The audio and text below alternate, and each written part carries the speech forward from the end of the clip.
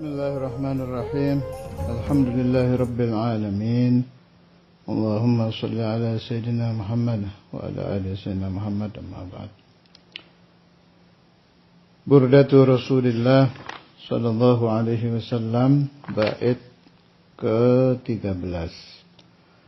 Kalau pasalnya Al-Faslu Tsani fit tahdhiri min hawan nafs. Pasal kedua ini membahas tentang hawa nafsu. Ada berapa bait ini? Ada 16 bait ya. Bait pertama ini kalau dihitung dari Amin Tadzakkuri Jironin, Burdah bait ke-13. فإن أمارتي بالسوء ما تعاضد من جهلها بنذير الشيب والهرم فإن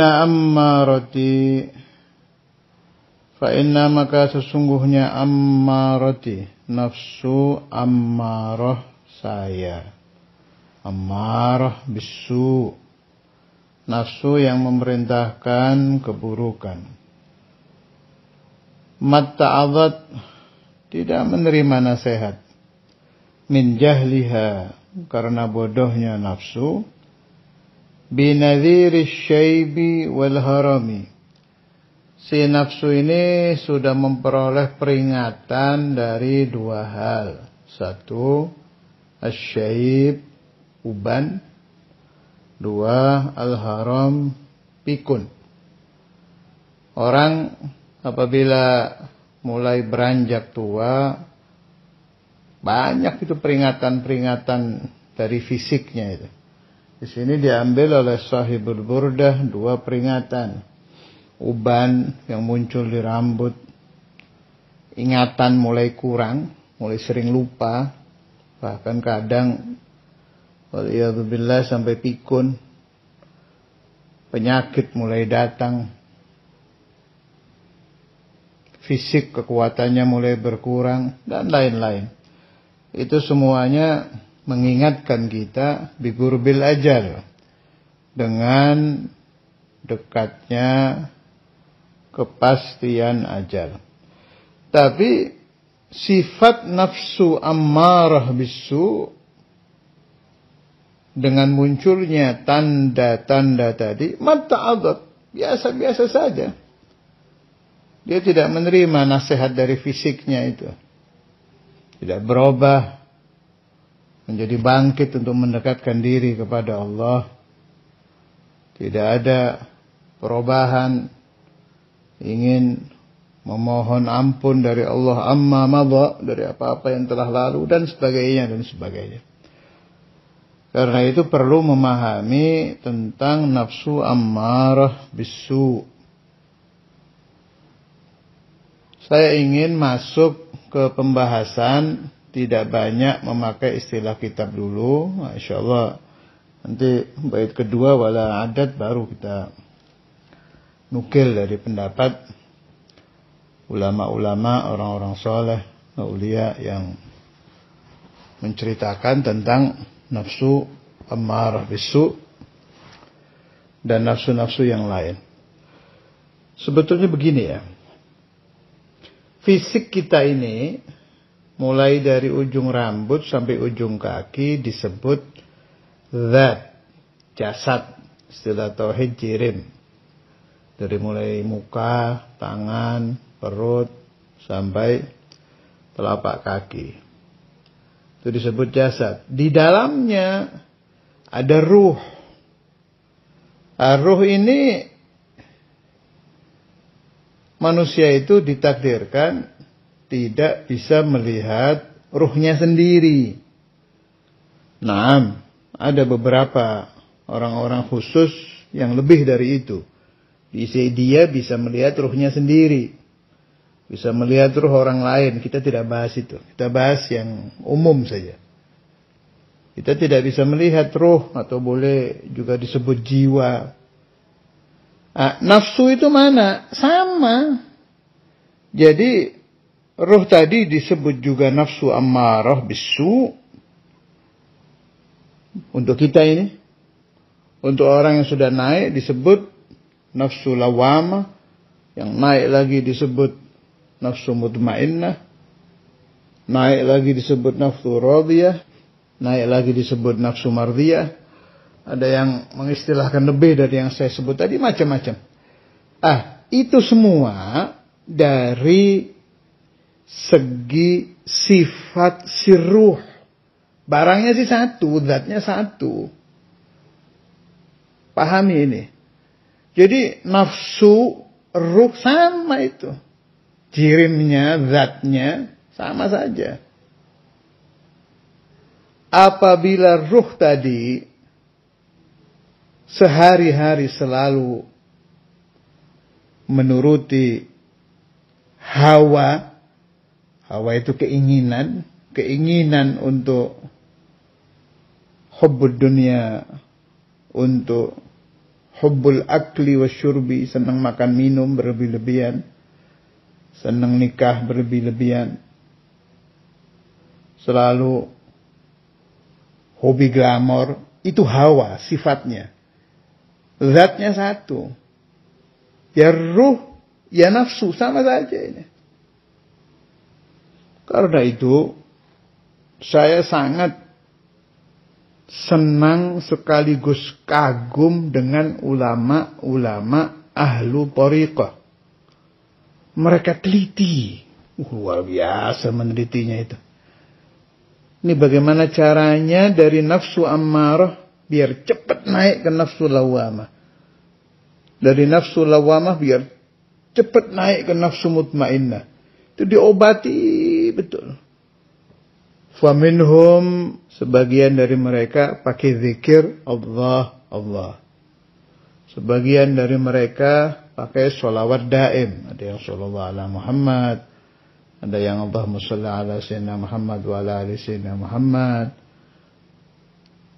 Wa minhum pakai tafakkur daim. Nazar daim. Selalu merenung tentang Allah wa Rasuluh. Wa minhum macam-macam caranya ulama.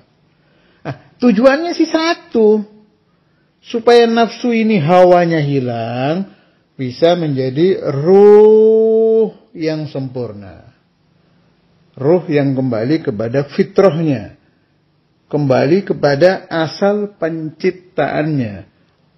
Apa asal penciptaan ruh? Di alam arwah dulu bisa mendengar kalamullah yang tanpa huruf suara. Nah, itu jauh lah. Kalau untuk di alam dunia sudah tidak mungkin. Kita harus sadar bahwa kita terikat kehidupan di alam dunia. Syekhuna Ki Said di risalah awalnya beliau mengatakan hijab manusia daripada menyaksikan zat Allah itu hawa, nafsu, syaitan, dunia. Empatnya. Hawa, nafsu, syaitan, dunia. Yang keempat ini dunia. Artinya selagi dia hidup di alam dunia, dia mustahil bisa melihat zat Allah Azza wa Jalla. Karena itu, Al-Imam Al-Busiri mengatakan, mata'adzat, itu sudah sifatnya itu. Sifatnya nafsu itu setiap diperintah kebaikan, menolak dia. Sudah bawaannya. Makanya digempur sama ulama. Ada ulama us-salihun, wala awliya'ul muqarrabun, digempur habis-habisan nafsu ini. Bisa nggak nafsunya hilang? Nggak bisa. Yang berubah sifatnya. Itu disebut hawa. Makanya dibilang hawa nafsu. Kalau boleh kita pakai istilah untuk memudahkan paham, hawa ruh. Sama saja. Hawa itu sifat, ruh zat. Hawa itu sifat, nafsu zat. Ar-ruh wa nafsu sama saja nih. Satu benda. Ada di mana? Di dalam badan kita ini. Bisa dirasakan adanya, tapi tidak bisa dilihat bentuknya. Qul min amri rabbi wa ma utitum minal ilmi illa qalila. Obatnya hawa yang ada di nafsu, obatnya Hawa yang ada di ruh tidak ada 2, 3. Satu saja obatnya. Apa? Mukhalafatuha. Itu memang ulama ditanya waktu itu. Bagaimana cara mengobati nafsu saya? Enggak ada obatnya, enggak ada. Cuma satu. Mukhalafatuha. Dilawan. Ditentang. Walladzina jahadu fina lanahdiyannahum subulana. Itu ayat itu populer di ingatan saya. Selalu terngiang-ngiang di pikiran saya, di benak saya saat saya di Darul Hadits dulu. Masih belajar dengan Syekhuna Imam Sayyidina Maulana Al-Warid Habib Abdullah bin Abdul Qadir begitu. Sering memang dinasihati oleh guru-guru itu. Gak ada obatnya, cuma satu. Dilawan. Walladzina jahadu fina, janjinya Allah. Orang yang mujahadah, yang selalu menentang hawa nafsunya, berjihad melawan hawa nafsunya, dijanjikan oleh Allah Ta'ala, lanahdiyannahum subulana. Kami Allah pasti akan memberikan petunjuk. Dan bukan satu jalan janjinya. Subul, banyak jalan. Apa jalannya? Diberi futuh fi salat ala nabi, diberi futuh fi qiraatil Quran, diberi ladzah fi dzikir, diberi ladzah fi talabil ilm, dan sebagainya. Yang kesemuanya itu membiasakan kita, meriyadhahkan kita melawan hawa nafsu kita, sehingga nafsu kita pelan-pelan naik menjadi nafsu mutmainnah. Jelas lewat lawamah dulu, jelas. Tapi yang dituju ini mutmainnah. Ya, amarah, dawamah, mutmainnah. يقول الحبيب علي بن محمد الحبشي أو كما قال في بعض كتبه وإذا قدك في نفس mutmainnah ya bakhtak. Kalau sudah kita berada di dalam nafsu mutmainnah, jangan salah paham ya. Seperti nafsu amarah sendiri, nafsu lawamah sendiri, nafsu mutmainnah sendiri. Enggak, nafsunya satu itu. Hawanya saja, sifatnya saja yang berubah-ubah itu. Memang kita tidak ada ismah, kita bukan nabi ya, enggak ada jaminan bahwa kalau kita sudah berada di nafsu mutmainnah tidak akan turun lagi menjadi nafsu amarah, enggak ada jaminan. Tidak ada jaminan. Karena itu ulama menasihatkan, selagi kamu hidup, kamu harus selalu berada di medan perang. Di medan jihad, jihadun nafas. Istirahatnya kapan? Indal mamat. Ketika kita mati. Jadi harus selalu suudzon terus kepada nafsunya. Oh, kenapa nafsu saya menyuruh seperti ini? Suudzon, setelah kita tentang itu suudzon, kita lawan, nanti muncul pertolongan Allah, ma'unatullah akan datang. Lanahdiyannahum subulana. Sallallahu alaihi wasallam Muhammad wa ala alihi wa sahbihi.